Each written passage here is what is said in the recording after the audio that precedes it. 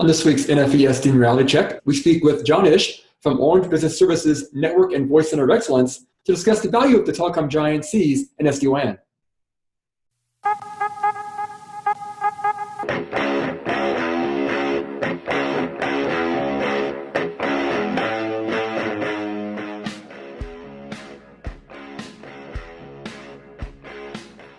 All right, well, thanks for joining us this week. My name is Dan Meyer. I'm editor-in-chief here at RCR Wireless News. And this week we are joined by John Isch, who's the director of the Network and Voice Practice Center of Excellence at Orange Business Services, to talk a bit about the SD-WAN space. So, hey, John, thanks for joining us this week. We appreciate it.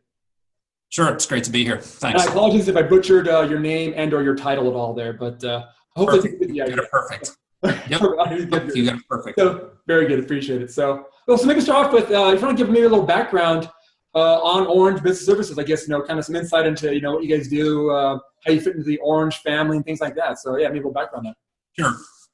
Sure. So we're part of the Orange family. We're Orange Business Services. We are, the global international market part of the Orange family. We're a global carrier. We have services in 220 countries and territories throughout the world. We offer solutions, network is, of course, what we're here to talk about, but we also have services around voice, IoT, UC, video, infrastructure management. I guess when I do these type of events, the major thing I'd like to present or make sure everybody understands is that our market focus is completely on global multinationals. So we don't deal with a domestic network in any part of our business. It's always about global multinationals. And I think in some ways that changes our focus a little bit and probably changes what we see in the marketplace a little bit more. We have about somewhere north of 3,000 multinational customers that we deal with, about a $6 billion industry a revenue stream that we work through. And again, it's all about enterprise business, and that's what we deal with every day. Every day I come into work, it's talking to large global multinational enterprises. So. Got it. And you're based in the U.S. here too, just so people know that as well too, right? Yeah, absolutely. So I'm in Connecticut in the United States. Yep. Got it. Very good. And like you said too, again, obviously Orange is I think everybody's heard at least of Orange at some point in the telecom space, and again, a big multinational carrier itself, kind of interests all over the world. And like you said, when it comes to the enterprise market, you kind of really have to be in, if you're dealing with the big multinationals, you have to really be almost everywhere, it seems like. Yeah, and the interesting thing too is I do a lot of work with our product management team to talk about what I see from customers, and when we have a new product that comes out or we have a change to a product, when I talk to customers about it, I get their feedback. And the interesting thing is that a North American customer will have a different take on our product set than somebody from Asia Pac. And I talk to our internal people all over the world, and it's interesting to see both in person and in our collaboration tools when we talk about products, the differences as we go around the world with different products. In North America, there's definitely I know we're going to talk about SD-WAN today, and there's a big focus on that here in North America and less so around the world. And it's growing, but that's a huge focus in what we talk to every one of our customers about today. Interesting. Yeah, I guess we'll definitely touch on that a little bit later. I was kind of, I guess, get a perspective around the world on SD-WAN, but it's interesting to hear kind of that it is kind of a lot more in North America, at least for now. But I guess as you guys look at the general SD-WAN market, it does seem like over the past 6 months, 12 months, at least the amount of news we're seeing is growing. It seems like every week on this topic. I'm sure for you've been working on it for a lot longer than that. So to you, it's old hat. But at least that's the news side of things. It's become a really big topic. I guess what's your general view on the pace of the development and deployment of SD-WAN services, and maybe, I guess, focused here in North America? Like you said, it's kind of the big market for it today. Yeah, sure. So the interesting thing, so as SD-WAN, there's a lot of things that SD-WAN can be, right? And there's a lot that, there's a variety, there's no standard definition, I guess I would say, for SD-WAN. And, really the providers are making their own definitions for each one that goes out there. But as I talk to customers about, and we get the call, we need to go out and talk to XYZ customer about SD-WAN. And when I go out there and talk to customers, really so however the provider wants to define it, the customers define it as multipath, is the ability to use internet and private network at the edge and make an intelligent path decision based on applications. So that's sort of become the, I'm sure that the SD-WAN providers probably aren't happy about that because they want to do a lot more than that, but that's really customers, that's what they really talk about. So that, I see a lot of customers when I'm out there talking to customers, I always say, one of the first things I always talk about is, can we agree that software defined is where the network space is going, and that is in fact how things are going to go forward, and never get any disagreement on that. That's part of how everybody sees network going forward. The question is, where does that software reside, and how do you control and orchestrate that software and that network function? And that's where I think you get in you start asking those questions around SD-WAN, and that's one of many features that are in the network, especially if you narrow it down and say it's just multipath.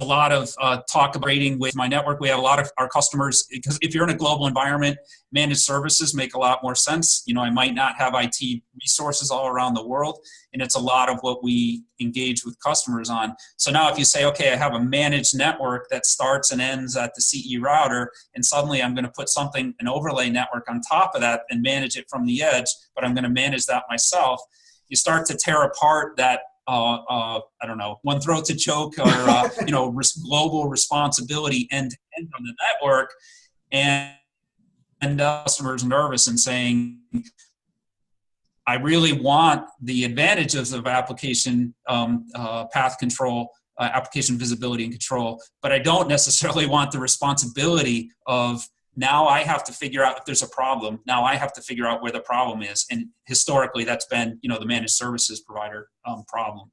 And, the interesting thing is that we've had multipath solutions for a long time. They're maybe not software defined, and don't use the orchestration platforms the way a SD-WAN platform would, but we certainly have these services available, and it's ones that our customers have been taking advantage of for a long time.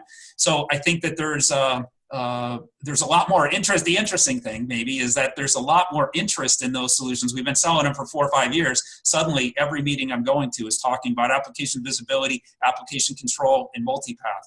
I've been trying to talk for a long time about that, but now there's a real openness to want to hear about that and really understand, what does that mean to my enterprise and how do I leverage these things?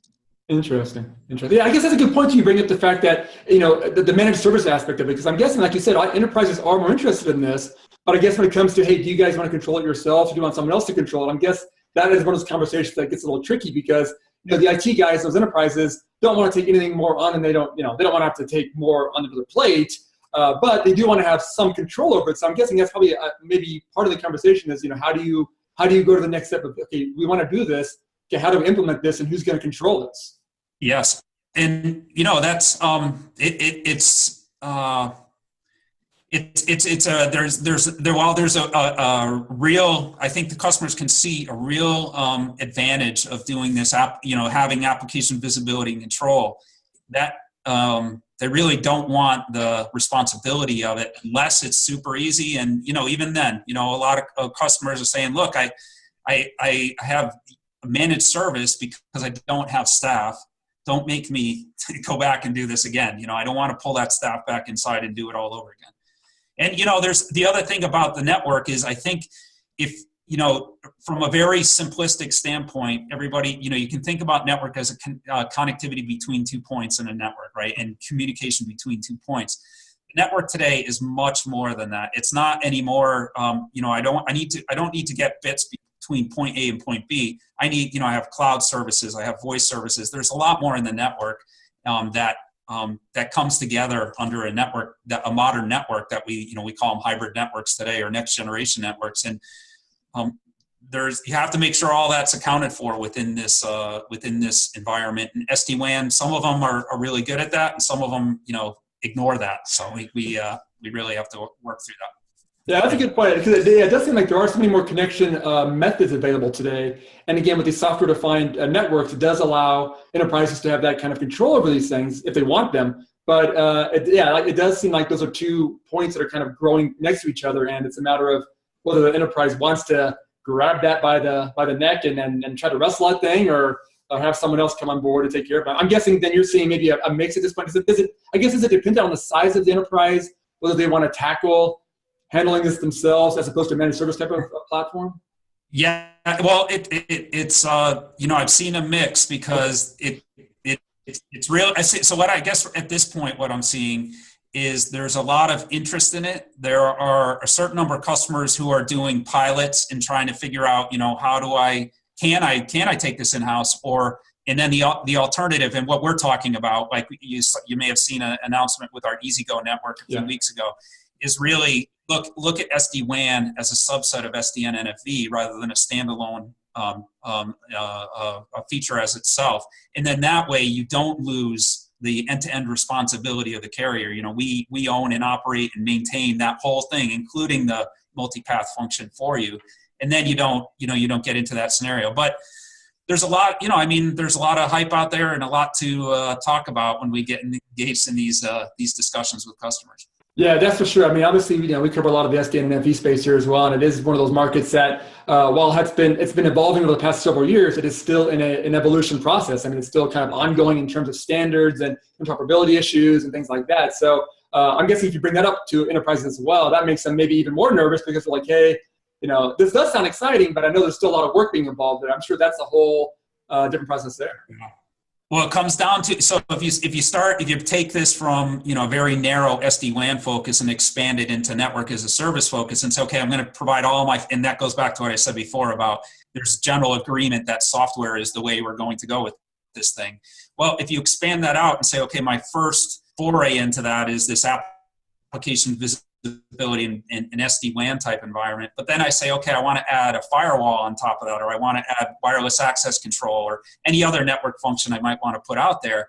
And the SD-WAN provider doesn't necessarily have the firewall that I want. They have their own brand of firewall, but that doesn't pass my security muster, or I have a familiarity with another firewall. Well, then I start really thinking about, the openness of SD and NFV starts to make a lot more sense because I can run anything in there. I'm not stuck to an individual a service or network function. Yeah, it makes sense. And I guess that kind of leads to maybe the scalability of all this, because it does seem like that a lot of these platforms, at least the software-defined networking and the NFV platforms, are kind of being developed. Some of it's being developed in open source communities, which seems to support that interoperability, things like that. But there's also a lot of maybe some being developed in siloed locations and environments as well. I guess, is the market itself that's kind of behind supporting all of this, is it progressing at a good pace, do you think, or are there still some issues that need to be perhaps worked out maybe sooner rather than later to kind of make sure that we don't get down some sort of rabbit hole here where all of a sudden we've got all these diverse networks that don't talk to each other and it's a whole nightmare? Yeah, well, that's a real challenge. It's something that I think that, is it moving fast enough? I don't think it ever, well, I think there's two sides to that, right? There's the side that says it doesn't move, it's not moving nearly fast enough, which is where I sit. But on the other hand, from a customer global enterprise perspective, I don't think anybody who runs a global network wants to be a guinea pig for anything, right? So they want to know that what we're deploying is solid, that the company behind whatever we're deploying is going to be here tomorrow.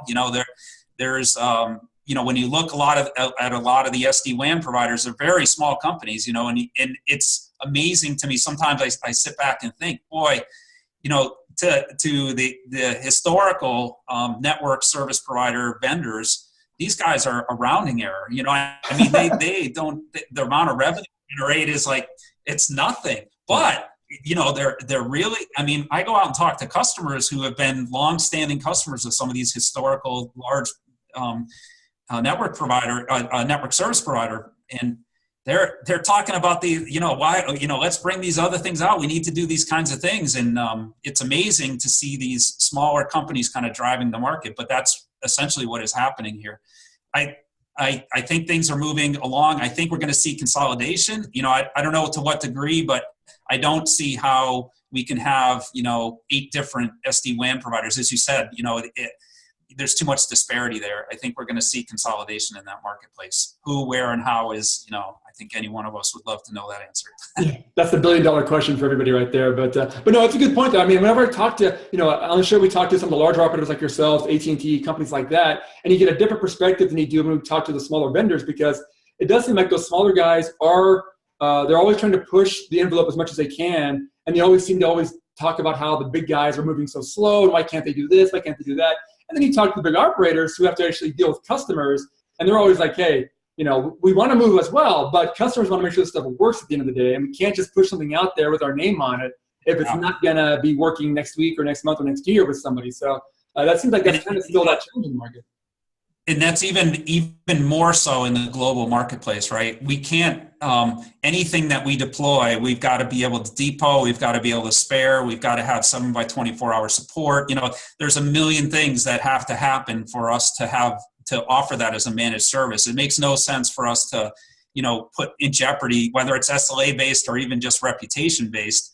We can't put that in jeopardy with customers. And I think that's some of what a customer expects out of I know it is, out of a managed service provider. They expect that we're doing that due diligence and that we're not going to put something in our network that's going to hurt their enterprise or create, some kind of incident or something like that without support. So, if you say, hey, are we moving fast enough? Well, maybe not, but all those things have to be in place. We're not, if we would just went and rolled out the latest thing every 6 months, I don't think we'd be in business for very long, so yeah, it has to be a measured. Yeah, that's a good point. It does seem like, you're right, the data center world, the internet-based world, they do move in a different time frame, but they also have different expectations as opposed to a telecom operator, which, people expect certain things from their telecom networks. They expect reliability and things to work all the time. And so, it is a different world, and it is some kind of, it's been fun to watch, fun from the outside, watching those things kind of work together and trying to, figure out how they play in this space. I'm sure on the inside, it's obviously a lot more work, but at least from the outside, it's fun to watch. So.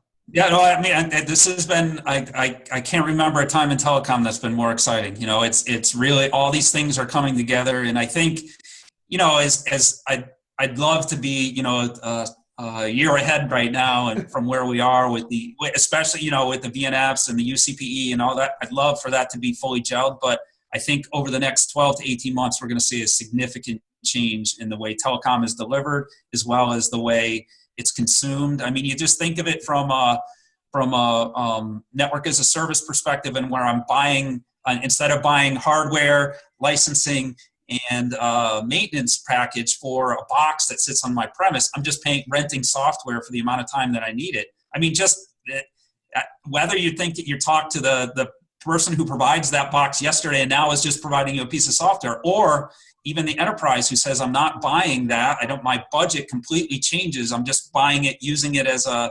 OpEx, and just buying it as I need it. Both sides it's a dramatic change to how we operate. And I think the next 12 to 18 months is going to be really interesting to see how this all plays out in the market and with our customers. Yeah, that's a good point. It does seem like, I think the technology part of it will always seem to work itself out. But it's almost the mindset that is the biggest challenge, because again, you've got people who've been in these industries for 20 or 30 years. They do things certain ways. They know when a buzzer goes off, when an alarm goes off, they know what that alarm and that buzzer means. They know how to react to it, because it's a physical button or a physical thing that they can actually go after. Yeah. But this new world of software, it's like all of a sudden there's a line of code that you have to know about, or something else that people who didn't grow up in that world are like, oh my God, what is this? What do I do now? That's why I've always I think I've thought a little more conservative about the timelines of these things. I know people are always saying, hey, we're going to roll this stuff out pretty quickly, but it always kind of comes back to the actual deployments and the people involved, that if they're not comfortable with it, it's going to kind of extend these deployment models on these deployments here. For sure. Yeah. Well, one thing, and obviously now you guys are a multinational company, obviously. Is there pretty good interoperability and I guess cooperation with other operators in different countries when you guys go to kind of service some of your larger customers who perhaps who operate in countries where you guys don't have a home network? Is there pretty good cooperation between the telecom or the network operators or providers involved that kind of make all that still easy for you guys to kind of go through with it with an SD-WAN deployment? Yeah, so this is an area that's going to take development. So there's a couple different things in there, right? So the connectivity aspect of a global network like we run, that isn't changing and hasn't changed, and that's not a problem, right? So we have relationships with something like 600 carriers globally that we use to just for access facilities to get from the customer premise into our POP all over the world. So that's going to be there. But one of the things that I think, I always hear this about software-defined networking when people start talking about it, the killer apps. There's always these killer apps that drive the market, and everybody's looking for that within SDN and NFV. And I think that's actually a little bit misguided. I think that the automation alone is the killer app, regardless of what network function you're delivering. But anyway, I hear a lot about bandwidth on demand, and so I'm going to be able to use ratchet up or ratchet down bandwidth based on what my requirements are at a given time. In a global environment, that would mean that we would have to have direct control over a local access provider's Ethernet switch, for example, to ratchet up and down. And not only do we have to have control, but we also have to have the agreement with them that we're going to get charged for how much bandwidth we use based on how we ratchet up and down. And the technical part of that is simple, right? I mean, I could easily control anybody's Ethernet switch. Now, number one, they have to let me do it. So that's one problem. And this, the financial model has to be built. And I get to your point before, the way we've run global networks all this time is we buy a certain amount of bandwidth for the access, and it sits there until we tell them to upgrade. If we were going to change that to a software-defined environment, which I would love, by the way, I'm not saying I wouldn't like. I think this would be absolutely the way networks should work. But there's a level of interaction that has to happen, and a level of control, as well as a billing. That whole billing thing has to be worked out. And even if you take, so that's on the, even if you look at it from talking about before, just the VNF and spinning up and spinning down a VNF, even in that marketplace. If I'm a provider who's used to selling the box and the maintenance and all that stuff in a real CapEx model, I have a lot of mind shift that has to happen for me to say, okay, I'm no longer going to sell the box. I'm just going to rent the software to a provider for a short period of time. And there's commitment, there's no 3 years of maintenance. I mean, a big change to a corporate thought process has to change. And there's some of the providers who are jumping right in with that, and they want to participate. They're saying that's not the market. Go and do things to try and make that not happen.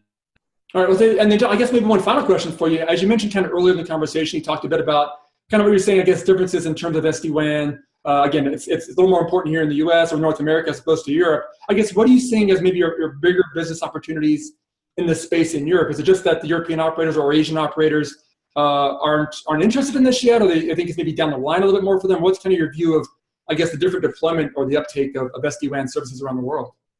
I don't know. This is purely John Isch's opinion right now, but I think that the reason we see more of it in North America, or more demand for it in North America, is simply because a lot of the SD-WAN providers are headquartered here. They have sales forces here. They've done a lot more marketing here. So there seems to be a lot more knowledge of what the systems are and how they operate, and customers have seen demos of it and that kind of thing. I think outside of the United States, it's more word of mouth, and it's getting there. I think I saw a quote the other day that said we were something like 6 to 12 months ahead here in North America from an SD-WAN perspective. So if you say that, okay, so let's say 6 months ahead. Well, 6 months ago, I was talking to plenty of customers about SD-WAN. So I think it's starting to get there. I see a lot of demand on our internal systems about, wanting more information about it. We've done a lot of training here in North America on it, and I see a lot of requests on internal systems saying, hey, you did that training, can we replicate it around the world? So I definitely see that catching up for sure. And I think, this idea of hybrid networking, this idea of using internet as an access method to my network, or to use internet to create a network on its own, that is what's driving, from my perspective, driving SD-WAN. I think that, when I go out and ask a customer, I talk to customers, one of the things I always ask them is, what percentage of the traffic in your network is destined for the internet? And the answer is somewhere between 50 and 80% of the traffic. So if 80% of the traffic in your network, to use the extreme, is destined for the internet, is using a private network the best way to get to the internet? And probably not, right? And so then it becomes a matter of, okay, what does your security policy allow? And this is an area where I think that the analyst community maybe, or the press maybe hasn't quite caught up with, is there are a lot of large multinationals have very tight security policies, and doing things like split tunneling, so sending internet traffic directly from the edge to the internet. And a lot of the customers I talk to, that's not even a consideration. There's no way that they would allow that. So now we have to work through what is the next best thing we can do. How can we help you with the next step? And that's why it's really important to have a portfolio that addresses a lot more than just what SD-WAN does. So as we work through this and we expand in the, so I talked about that EasyGo network that we're deploying a Fortinet firewall VNF in our SDN and NFV deployment. As we expand that into other features and functions, it's really about, how do we fit into the customer security policy to make this work for everybody? It just takes a little bit of time. I am seeing, by the way, the one thing that I do see as a difference over the last 18 months is security. The security team is often in the room with us on network discussions, and historically they have not been there. It's sort of been this rule book that you have to follow, and that rule book barely gets opened, never mind adjusted. But now, security team is in the room with us. We're going through the security policy and saying, okay, 80% of your traffic goes to the internet. How do we make this more efficient? How can we work with you? So it's definitely, I've seen that as a definite change in the last year or so. Yeah, that's a good point. The security aspect of it, yeah, right, we didn't even really touch on that much, really, but that could be another hour-long conversation right there. I just did a story myself on security when it comes to kind of cloud deployments and whether you're using public or private cloud and different connection methods. And that topic is very tricky at this point. I mean, people are still a little nervous. Enterprises are, obviously telecom operators have solutions in place, but that is a whole different, that's a big can of worms right there that perhaps at a later date we can touch base on just that alone. Because like I said, that's an hour-long conversation right there with all the challenges involved in that. Again, it's advancing rapidly. So obviously, 6 months from now, it could be a whole different ballgame.